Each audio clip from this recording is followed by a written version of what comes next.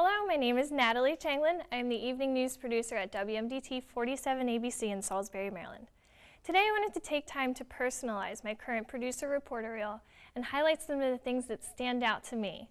With that being said, and without further ado, I'm going to begin with a recent story. That's the Antares rocket launch at NASA Wallops in Virginia. We're going to start with a cut-in to regularly scheduled programs, which I orchestrated on my own. So we have that, and then we have a live shot from the facility in our later shows. These are both segments that I produce, and I'd like to thank senior anchor Emily Lampa and reporter Lily Zhang, since they both absolutely nailed it. This was a stressful night that turned out very well. Take a look. Good evening, I'm Emily Lampa, and we are cutting into Modern Family for a live special report on the Antares rocket launch. At the very top is something called a Cygnus cargo hold. Inside that cargo hold are some very much needed supplies for the International Space Station. 3, 2, 1.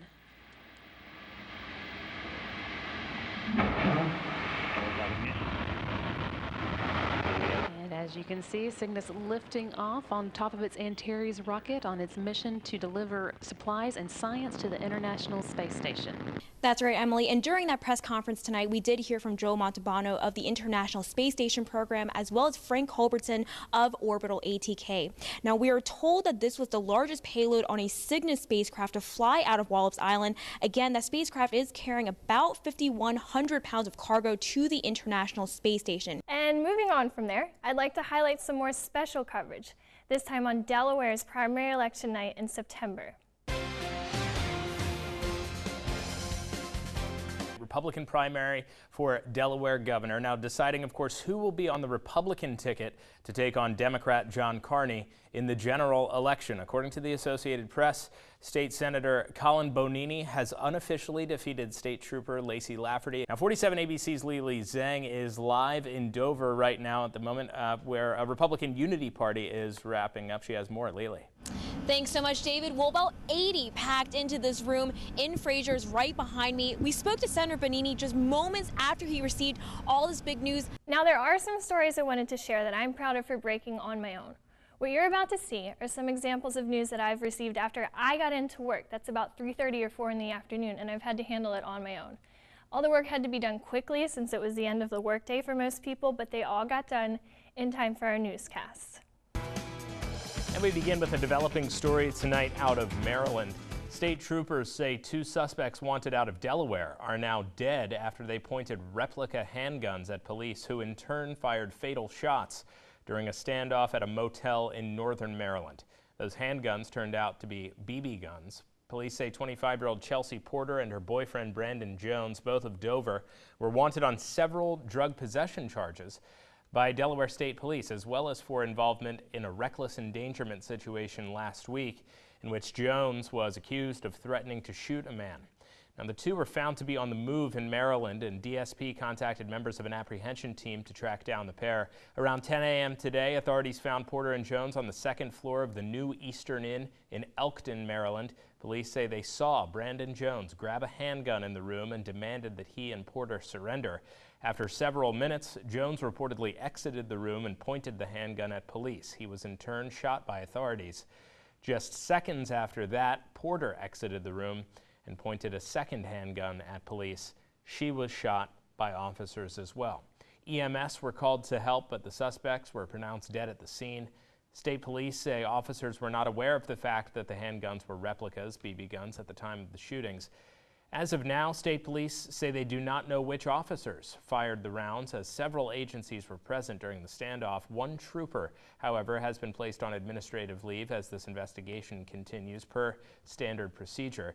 Now, state police have not issued a photo of Jones as of yet. Where a martial arts instructor in Salisbury is now facing multiple rape charges involving minors. Zachariah Bennett was taken into custody last night. Wycomico County Sheriff Mike Lewis tells 47 ABC Bennett was a martial arts instructor at Mitchell's Martial Arts. We're told multiple victims have come forward and that those alleged victims were his students at some point. According to online court documents, Bennett faces first-degree rape, child abuse, sexual solicitation of a minor, and several other charges, 27 in total. Those documents also show Bennett has been committed to the Wicomico County Detention Center. Officials at Mitchell's Martial Arts tell us they terminated him as soon as they were made aware of the accusations. The attorney for Mitchell's Martial Arts tells us they are cooperating fully with the investigation, and they released the following statement. We are aware of the incident. We take the safety and security of our staff and guests very seriously. We intend to uphold and enforce the highest standards of conduct as we move forward with our business, end quote. Authorities are urging anyone who believes they may have been a victim to call the Wicomico County Sheriff's Office at 410-548-4891. Now I'd like to include some of the reporting I've done. First, we'll start with a few stand-ups, then 2 packages, one of a courtroom trial which I tracked, and another of a local sports venue that I completely MMJ'd. Take a look. It's a beautiful morning down here on Utah Street, and believe it or not, a game wrapped up just a few hours ago. Buck Showalter's Birds are already en route to Minnesota for a weekend series. From Camden Yards in downtown Baltimore, I'm Natalie Changlin. In what seems like Antarctica, but is actually Crisfield, Maryland. We'll have the details on how it's not just ice that's making it hard for fishermen, but new legislation coming up tonight at 6. And this victim from dusk until dawn. It was torture. It's the reason 33-year-old Paul Hurst will spend the next 40 years behind bars, stomping, kicking, and punching his roommate Zachary Swanson back in August of 2014, taking a pocket knife to his arm to carve out a tattoo, and when that didn't work, setting it on fire. But this definitely ranks up there with some of the most heinous and egregious acts that we've seen in Wicomico. Hurst is affiliated with the Juggalos, a cult following of the band Insane Clown Posse. Swanson and Hurst's co-defendant, Carrie Lee Edwards, are also members. According to state prosecutors, Hurst and Edwards thought Swanson was being disrespectful to other cult members by violating family dynamics that they live by. For that reason, they felt they needed to remove a Hatchet Man tattoo that was unique to the cult from his arm, and when that didn't work, they tried to burn it off. Edwards and another roommate drove Swanson to PRMC the next day barely alive. When detectives asked Hurst if he wanted to kill Swanson, he said, quote, "I said I wanted to. I honestly did," end quote. From his lips to witnesses' ears, he stated his intent was to kill the victim. That's one reason Hurst's sentence is 10 years longer than Edwards. Another factor, his extensive criminal history in Virginia. A series of assaults against family members, failing to register as a violent sex offender 3 times, and threats to bomb and destroy a building.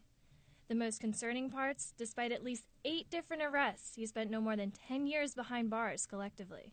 Regionally, we're glad that we were able to achieve a measure of safety for the citizens. He'll be behind bars for a very, very long time. Natalie Changlin, 47 ABC. It may be far from baseball and softball season, but these young athletes never take a rest. Welcome to the Reaper's Den, where trainers and instructors combine with major league talent to bring aspiring athletes grade A knowledge about the game. Steve Ciani manages the facility. It is catered towards the more serious athlete, although we do have the recreational baseball and softball players. And we do have 3 Major League Baseball players that do come in and use our facility, and it's pretty awesome. Not everyone that walks in here is a little pro, but Steve says there are some prospects.